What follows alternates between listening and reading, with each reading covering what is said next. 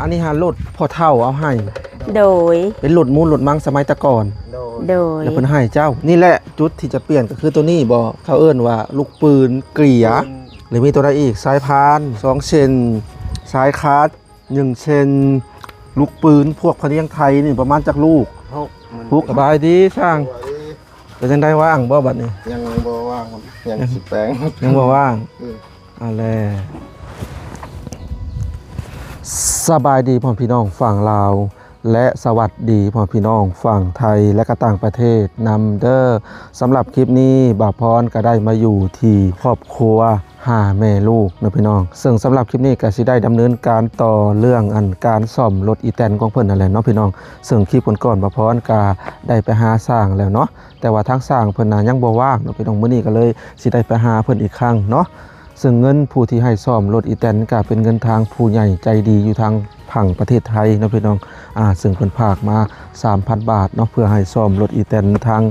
พ่อลูกหาซึ่งเมื่อวันก่อนทางประพรก็ได้ไปเบิ่งแล้วนะพี่น้องก็คือเพิ่นบอกว่าลูกปืนพวกเกียร์พวกสายคงสายคาร์ดนั่นแหละเนาะก็ประมาณนี้นะพี่น้องให้สร้างมาซ่อมให้นะพี่น้องก็คือรถอีแตนของเพิ่นน่ะมันเป็นสุดไทยนาซื่อๆนะพี่น้องแต่ว่าสุดแลนยังบ่ทันมีเนาะเพิ่นก็บอกว่าถ้าว่าได้สุดแลนก็คงจะดีนะพี่น้องอันนี้คือสุดเป็นสุดไทยนามีตีนเล็กมีไทยมีคาดอย่างประมาณนี้เนาะซึ่งครอบครัวพ่อลูกห่าเนี่ยก็ถือว่ามีข่าวดีนะพี่น้องก็คือเพิ่นจะได้มีที่ดินเป็นของตัวเองเนาะซึ่งบ่พรก็ได้เบิ่งจากช่องบ่ล่าเนาะเมื่อวานเพิ่นกระแทกกันบนนี้แหละเนาะพี่น้องแต่บ่ฮู้ว่าเพิ่นสิซื้อบนนี้บ่หรือว่าซื้อทางด้านหลังเนาะอันนี้ก็สิเข้าไปสอบถามเพิ่นก่อนนะพี่น้องแล้วก็มี FC หลายๆท่านก็คอมเมนต์มาบอกว่าพาเราไปตัดผมแน่นะพี่น้องก็ถ้ามีโอกาสนะพี่น้องถ้ามีโอกาสก็สิพาเพิ่นไปตัดผมมาแหละเนาะอันนี้ยังบ่มีท่านมีโอกาสนะพี่น้องซึ่งบ่พรว่าจะเข้ามาเมื่อวานแต่ก็พอดีว่าบ่ได้เข้ามาโอเคนะพี่น้องเดี๋ยวเข้าไปสอบถามทางครอบครัวพ่อลูกห่าแม่ลูกห่ากันเลยเนาะก็คือสิถามเพิ่นเรื่องที่ดินว่าสิซื้ออยู่ไสสิซื้อบอนแทกเมื่อวานนี่บ่หรือว่าบอนอื่นเนาะหรือว่าจังใดแล้วก็ถามเพิ่นแล้วก็สิได้พาช่างไปซ่อมรถอีแตนเพิ่นก่อนเพิ่นก็เตรียมจะขวัดถ่านพอดีเนาะสบายดีตอนสายๆเนาะอันนี้คือเตรียมจะม่างเปิดเตาเนาะโดยเปิดหน่วยได้ก่อนเปิดหน่วยนี้ก่อนบ่โดยตื่นเต้นเลยเนาะสิได้เห็นถ่านสิได้เห็นผลงานว่าถ่านละเอียดดีบ่ใหม่เบิดบ่เนาะเป็นถ่านบ่เปิดทางได้เปิดทางนี้บ่โดยก็คือมาสำหรับคลิปนี้ก็นี่แหละสิดำเนินการเรื่องการซ่อมรถอีแตนเนาะโดยพอเมื่อวานนี่ก็ได้ถามสร้างเพิ่นบ่ว่างมื้อนี้ก็เลยสิได้สร้างอีกเพิ่นว่าตอนเช้าเด้อเพิ่นว่าเพิ่นก็รถอีแตนเจ้านี่ก็สิมีสายคาดลูกปืนเกียร์ลูกปืนพะเนียงไทยแล้วก็น้ำมันเครื่องเนาะหลังจากนั้นก็สิได้ถามถ้าว่าเงินผู้ใหญ่ใจดีเพิ่นเหลือนะพี่น้องพ่อเพิ่นเงินมีงบอยู่ 3,000 บาทเนาะแต่ว่าอันล้อหลังกับล้อหน้านี่บ่ฮู้ว่าสิราคาเท่าใดมีแต่ว่าสิได้ไปถามอีกครั้งเนาะแต่ว่าสร้างเพิ่นก็อยู่เฮือนพอดีเนาะพี่น้องสร้างก็อยู่ฟู้นแหละอันนี้ห้านอยู่บนนั้นเนาะเดี๋ยวจังหน่อยสิไปถามเพิ่นเป็นได้มีข่าวดีสิได้ที่ดินแล้วบ่โดยโตดีใจหลายๆเด้สรุปแล้วสิซื้อบนใดที่ดินสิซื้อบนเฮือนดินน้องเองเพิ่นว่าเมื่อวานนี้ก็โอเคแล้วเนาะเมื่อวานนี้เขาไปว่าก็คือสิซื้อบนติดเฮือนเลยโดยพาไปเบิ่งในบ่งใดป้าตะยายจังหน่อยเพิ่นก็สิขวะเท่าประมาณช้าๆจังหน่อยเมื่อวานนี้ข่อยเห็นแท้งนะบ่นี่แหละเพิ่นบ่ขายบ่เลยจังได๋บ่ถึกนะคะตะกี้นั่นเขาอันนั้นนะคะเขาจะได้30ล้านก็บ่มีเงินนะแต่ว่าหน้าทางและคักนี่อันนี้จะเป็นทางไปบ้านแกงหลี่เนาะโดยบ้านแกงหลี่บ้านอาลางบ้านอาลางบ้านปะลุง 2-3 หมู่บ้านนะบ่นี้โดยเพิ่นอยากได้30ล้านเนาะโดยแต่ว่าเพิ่นให้เข้าอยู่ในราคาเท่าใดเอ่ย20 ล้านโดย 20,000 30,000บ่ โอ้ก็คือ แต่ว่าทางนี่เพิ่นจงให้เข้าอยู่เนาะนี่ทางนี่บ่ให้เพิ่นจงแล้วว่านี่ในอนาคตจงมานี่เนาะ วันนี้แหละจะขอ สัก3 ดำเพิ่นและให้เพิ่นจงให้หน่อยเพราะข่าวใดเนาะ ครับมีทางเข้า ใด ก็โอ เนาะ เคแล้ว มีดิน จักแมตรคูณจักแมตรเพิ่นสิแบ่งขายให้ เข้าให้หมดให้เลยนะฮอดมุมพูนให้นาพูน สุดพุ่น ให้หน้าให้เดียวตัวนั้นบ่ โดย และตัวหันฮอดไซส์จ้ะ อันนี้ฮอดลักที่มุมไว้นะ ละหัวฮะ โดย ทั้งนักว่างทั้งนี้แหลมเนาะ โดย อืมแดนนะฮอดนี่บ่โอ้ยิงตรงไปตามเส้นหน้านี่เลย โดย แล้วก็บอลหันมาพี่เนาะแล้วฮอดบอลนี้บ่มาเบิ่งทั้งพี่เจ้าบัตรเนี่ยเพิ่นว่าสิตกลงซื้อภายในบ่ายวันนี้เด้อพี่น้องเอ้ยซื้อที่ดินนะ ต่อเปิดเด้อ จังได้กะ กูมาเสา ขอบคุณทางผู้ใหญ่ใจดีหลายๆให้หน้าให้เดียวตัวนี้เนาะ โดย โอ้ผีเด้ผีกว้างแล้วก็คิดว่าอยู่ในนี่สะดอก บ่ อยู่ในนี่มันสิแลมอยู่นี่โอเคเลย สิแห นี่ มบ่อันนี้ก็ให้นานี่อีก โอ้ อันหน้าอันนี้ฮอดพี่ ขักแล้วซะตรงไปนี่พี่น้องกันแล้วก็โอ้กว้างถือว่าสุดยอดมีให้หน้าให้เดียวถือว่าเฮ็ดสวนได้ โดย โอ้โอเคเลย ดีใจหลาย ได้กว้างอยู่เนาะ ๆโดย ก็คือกว้างเนี่ยคือดินญาติพี่น้อง น้องสายเขาเอง แล้วเพิ่นแบ่งค่ายให้ แบ่งขายให้ ถ้าเป็นคนอื่นบ่ได้แล้ว บ่ได้ข้างคนอื่นบ่ได้เขาก็คิดอีต้น ว่าง พวกขอแล้วก็หลานเพิ่นนี่แหละบ่มีบรรยูบ่มีบรรอาศัยเนาะ ได้ถึงเพื่อนแล้วก็ได้ถึงดินเลย โดย เออ ก็ดีใจหลายๆนั่นแหละค่ะก็ อัน ได้ นี้คุดเห็นยังอันนี้เช็ดน้องซะ สิเฮ็ดน้องซะ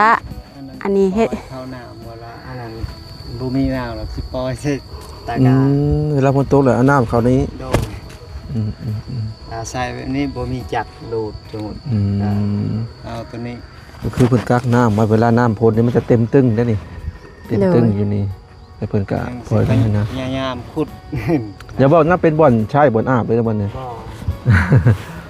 เห็นว่า บ่ จะขุดเองบ่อนเนี่ย ขุดเอง อืมขุดเองเพื่อจะได้น้องช้าเนาะ โดย อืมคือเลิกเถอะเนาะ เลิก โอ้ปล่อยปลาก็ได้ได้นี่เลิกพี่น้องเอ้ยประมาณเกือบ2 เมตรจากพื้นขึ้นมาหาตาพังตัวนี้มื้อนี้บ่เอื้อยเพิ่นสิตกลงซื้อ มื้อนี้เลย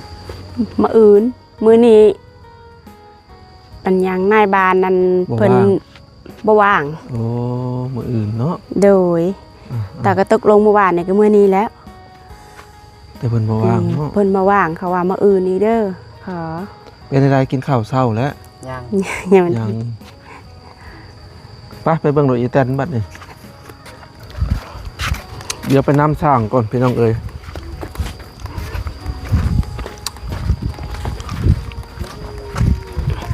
กลุ่มอุตสาหกรรมเจาะสัมบันฮะให้จูเลียจ้าสักกันจ้ะเนี่ยไปบีบเป็นหยังนะเอาเกิดตะวันเปลี่ยนลองสิไปจานสบาย ไปใช้มื้อนี้ แจกควักทานนะจางทาน อันนี้หารถพ่อเฒ่าเอาให้ โดย พ่อเฒ่าก็คือพ่อเจ้า โดย แม่นบ่ โดย เป็นรถมูลรถมังสมัยแตะก่อน โดย โดย แล้วเพิ่นให้เจ้า เขาไม่ได้หายแบบอันนั้นเขาหายพอใส่แบบอันนี้นะ ใช่ซื่อ โดย ๆอันแล้วบัดเจ้าซ่อมแล้วเพิ่นบ่เอาคืนบ่แล้ววะ บอและเขาได้แล้ว โอ้ เขาได้แล้วเนาะ คือให้ใช้เนาะ โดย นี่แหละจุดที่จะเปลี่ยนก็คือตัวนี้บ่ โดย เขาเอิ้นว่าลูกปืนเกลี่ย เป็นเกียร์ บ่ฮู้ว่าสิใช้จักลูกนี่ ลูกเดียวนี่ ลูกเดียว โดย หรือมีตัวใดอีกสายพาน ใส่ทาน 2 เซนสายคาร์ด1 เซนลูกปืนพวกพะเนียงไทยนี่ประมาณจักลูก 6 ฮะ มัน 6 ป็น 5 7ลูก 30 เนาะ โดย แต่ว่าอันนี้ฮะหันน้องแล้วแต่มันยังมีอยู่เนาะ ยังมี อืม ใบมันยังมี นี่แหละน้องพี่น้องอันนี้เป็นโครงขี่เกียร์ถ้าว่ามีสุดแล่นนี่ก็แล่นได้ปกติ ปกติ เออสุดแล่นก็บ่ฮู้เท่าใดเนาะเดี๋ยวถ้ามีโอกาสสิได้ไปสอบถามเบิ่งราคาคร่าวๆน้องพี่น้องเพื่อให้ท่านผู้ชมได้ฮู้ว่าสุดแล่นอยู่ฝั่งลาวราคาเท่าใดเนาะ โดย ที่แน่ๆนี่แตกต่างกันกับอยู่ฝั่งไทยหลายซะเหลือเกินอย่างเส้นนี่ล้อซองคู่นี่ที่แน่ๆเนี่ยบ่ต่ำแหละ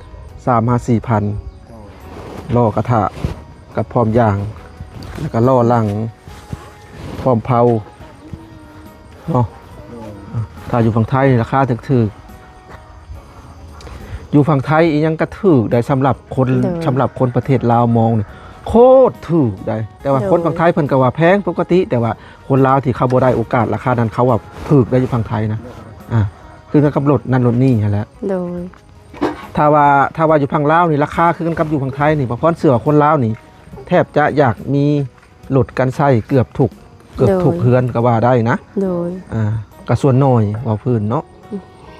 คือรถอีแตนสภาพนี่แหละนี่รถอีแตนสภาพนี่นะอยู่ลาวขายนะรับ10กว่าล้านได้นี่ โดย ถ้าว่าใช้ได้งานปกติประมาณ15ล้านหรือว่า13-14ล้านแต่ฝั่งไทยเพิ่นนี่ 8-9,000 บาทเพิ่นก็ยังคิดยากแล้วเพิ่นว่าหันนาพี่น้องอันนี้ก็อยากให้เข้าใจตรงนี้แต่เขาเอิ้นอีหยังนะเขาเอิ้นว่าบ่พรก็บ่ฮู้เกี่ยวกับปานนี้ถ้า FC ท่านใดฮู้คอมเมนต์มาบอกหน่อยเขาเอิ้นเกี่ยวกับอีหยังก็ของนำเข้าเนาะแล้วก็บ่ได้ประกอบในประเทศตัวเองแล้วก็ภาษีนั่นนี่หันนาพี่น้อง10 กว่าล้านกีบแล้วนี่ 1,000 บาทเท่ากับ600,000 1 บาทเท่ากับ680 บาท680กีบ1 บาทตัวนี้บ่ได้ฮู้ว่าบ่อ้าย บ่ เอาไปดิ ถือว่าถ้ามีสุดแลนนี่ก็ขับไปตลาดได้เนาะ ได้ โอ้ คันใดสุดแรงก็เฮาไปดีใจหลายๆแล้วเนาะ จะดีใจแบบว่าเอาพื้นนะเขาเต้าหั่นนะอยากได้แบบนั้นเนาะจะสะดวกแบบจะสบาย สบายได้เนาะ โดย อันนี้มีแต่ไปหายืมกับเจ้าเนาะ โดย แต่บางครั้งกันหนักใจแล้วก็ของหมู่ แต่รถนี่ใช้งานปกติ บ่เต็มเตาก็ต้องแบก พอมันเบิดปูที่เขาพาไปเอาเนาะ โดย เอามาบ่เต็มมันก็ต้องไปแบกมาใส่ได้พี่น้องเอ้ยเอาขาสั้นอ้ายเพื่อว่าเป็นการเสียเวลาเดียวไปน้ำสร้างก่อนเนาะ โดย เอานะพี่น้องเดียวไปน้ำสร้างก่อนบัดนี้เอานะพี่น้องตัดภาพมาที่เรือนสร้างเนาะเมื่อวานในทางมาพรกาได้มานำเพิ่นก็บ่ว่างเพิ่นซ่อมแปลงรถสบายดีสร้างเป็นจังได๋ว่างบ่บัดนี้ ก็ยังบ่ว่างครับยังสิแปลง ยังบ่ว่างแล จะนอนได้อยู่แล้ว จักหน่อยบ่ ไปเบิ่ แปลงยังคันนี่แปลงจักรบ่ จักรนั่นแหละ ผ่าจักรเลย เออ ผ่าจักรเลย อันนี้เขาเจ้าเอามาแปลงบ่สร้าง แม่ เครื่องสูบน้ำเนาะ แม่นละ เชื่อละคือเพไว้แท้ของจีนบ่ แม่นละ ถ้าได้ของ Honda คือสิดีเนาะ แม่น ราคาเท่าใดนี่บ่แพงปานใดนักเนาะ ครับเดี๋ยวนี้ประมาณ2 ล้านป้าย จักรนี่ได้ บ่จักอันนี้กว้างนะ ฮะ ตัวนั้นครับประมาณ2 ล้านป้าย ตัวนี้บ่ เออ ตัวนี้เป็นหยังของหยังซะนี่ อันนี้กินกระส่วนแต่ต้องกินนี่ก็ แต่ตัวนี้แพงกว่า แพงกว่า โอ้บ่ได้แพงปานใดเนาะถ้าของ Honda น่ะ10,000 กว่าบาทเนาะ แม่น โอ้ดีบึ้มมาจิตก็คือรถของเพิ่นน่ะมีลูกปืนสายคุกสายคาดสายพานนี่แหละ แม่น ก็บ่ได้ผ่าจักรดอกจะแปลงก็น่าจะชั่วโมงหนึ่งน่าจะแล้วเนาะ แม่น ชั่วโมงหนึ่งน่าจะแล้ว แม่น น้ำมันเครื่องในห้างเจ้ามีบ่มี น้ำมันเครื่องผมมีหมด เบิดแหละสายคาด แต่ครับก็บ่มีครับจะหน่อยเอามือได้อยู่แล้วครับ จะน้อยให้เจ้าไปเอาหน่อยเด้อ ทางดินทางก็สายเหลี่ยวคือก็ ยังแน่บอกเพิ่นโดอ่ะ ตัวนั้น เออ ที่สลักนะ ส ลักแน่เนาะ ชื่อให้มันครบๆหั่นล่ะ ตัวนี้เนี่ย เตี้ย ตัวนี้กับเพื่อนเนาะ3 เซน 3เส้นผู้ 3 เซนแล้วสายเหลียวใส่ โอเคแล้วก็น้ำมันเครื่อง มันเกลือ ลูกปืนตัวนี้เนาะลูกปืนเกียร์เขาเอิ้นเนาะ เกียร์ก็เกิดกับบน แล้วก็ลูกปืนเรียงไทยจักอัน เมืองไทย6อัน ออกอันเนาะ อืม ใบไทยยัง ยัง อยู่ ยัง คือไม่ได้ว่าให้เพิ่นไปโป้เครื่องมา โดย แล้วก็หลังจากนั้นเพิ่นก็ใส่ เดิน เข้าใจคำว่าโป้บ่ เข้าใจ เจ้าก็เคยไปไทยบ่ เคยแล้ว เห็นบ่ ไปแล้วตะกี้ เออ เอาก็ ถ้าคนลาวครับบ่เคยไปไทยบ่ฮู้นะเขาว่าไปโป้เอาเครื่องมาอีหยังคือโป้ เออ เจ้าเข้าใจบ่ โดย ตะกี้เขาก็ไปกับ เห็นบ่ตะกี้เจ้าไปจักปี ก่อนไปประมาณปีหนึงแล้วปีป้าย แสดงประสบการณ์ปี1ปีปลายนี้ อ แสดงว่าค่อยเฮิงกว่าเจ้าค่อย5ปี ก็ อยู่ใกล้ แต่ก่อนเขาตั้งเป้าหมายว่าเขาจะอยู่ประเทศไทยประมาณ8ปีแล้วจะมาอยู่บ้านแต่ว่าอันนี้ย่นเวลาไปได้แต่5ปี อันนี้ห้านจะบ่ แม่ ที่เฮ็ดใหม่เนาะ สิเห็นไหม เฮ็ดห้านสำแปลงเลย แม่ อืมตัวเก่ากับลูกออกตัวเก่านี่จักปีเด้อ 5-6 ปีแล้ว 6ปีถือว่าใช้งานคุ้มเลยเนาะ เออ แปลงมันนี่จักปีแล้วเจ้า แต่งประมาณ5-6 ปีแล้ว โอ้ แต่ปี2018 แต่ก็ถือว่าพอได้อยู่บ่ ก็พอได้ใช้จ่ายอยู่ ดีก็ปรับเปลี่ยนห้านเนาะอืม เพราะว่าบ่มีลายหันเดียวได้อยู่ปีมัน เขตเท่านี้ห้านเดียว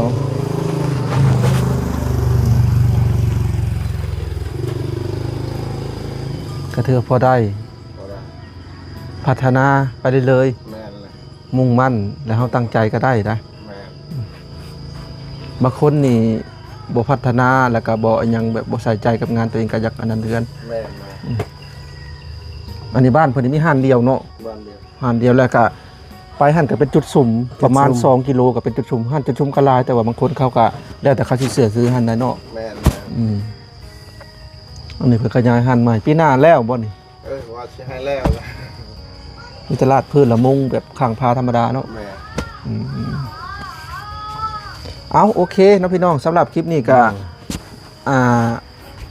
สรุปแล้วก็ยังบ่ทันได้แปลงเนาะก็เพราะว่าเพิ่นต้องไปโป้เอาเครื่องก่อน โด เนาะ ย ไปโป้เอาเครื่องก่อนเดียวประมาณช้าๆจักหน่อยบ่พอสิเข้ามาอีก โดย แล้วจึงไปแปลงอีกทีเนาะพี่น้องนี่แหละอันอยากถามตัวนี้เนาะว่าสุดอันนี้ ยัง หัดอยู่บ้านนาท้องพุ่นเนาะพี่น้องทางออกพุ่น แม่ เดี๋ยวถ้ามีโอกาสสิไปถามชุดแลนเพิ่นเอิ้นเนาะ สุดทางหลังก็บ่มีบ่มีหรอก บ่มี เออ ทางเผา ของเขาเนาะ เอาละพี่น้องสำหรับคลิปนี้บ่พร้อมก็สิได้ขอตัวจบคลิปเพียงเท่านี้ก่อนเนาะครับก็มีแต่ว่าติดตาม EP ต่อไปเนาะ EP ต่อไปการนี้แหละสิได้เข้ามาให้ทั้งช่างเพิ่นไปโป้เอาเครื่องก่อนแล้วจะมาอัปเดตอีกหลังจากจบคลิปนี้ไปบ่พร้อมก็สิพาเพิ่นไปตัดผมเนาะพี่น้องตามคำขอของ FC ไปบ่ ไป ไปตอนนี้นะไป ควัดเป็นทานก่อน ฮะ ควัดทานก่อน ขอทานก่อน โดย จะเอาถามว่า โดย เชียวออกตอนเช้านี้ โดย ตัดกันก็ได้ตัวน่ะ ก็เอาดอกเอาไป โอเคขอทานก็ได้เดี๋ยวอันจะชาจังไปเนาะ โดย เอาละพี่น้องสำหรับคลิปนี้บ่พรขอตัวไปก่อนเอาไว้โอกาสหน้าพอกันใหม่ไปแล้วเด้อสบายดีจ้าสบายดี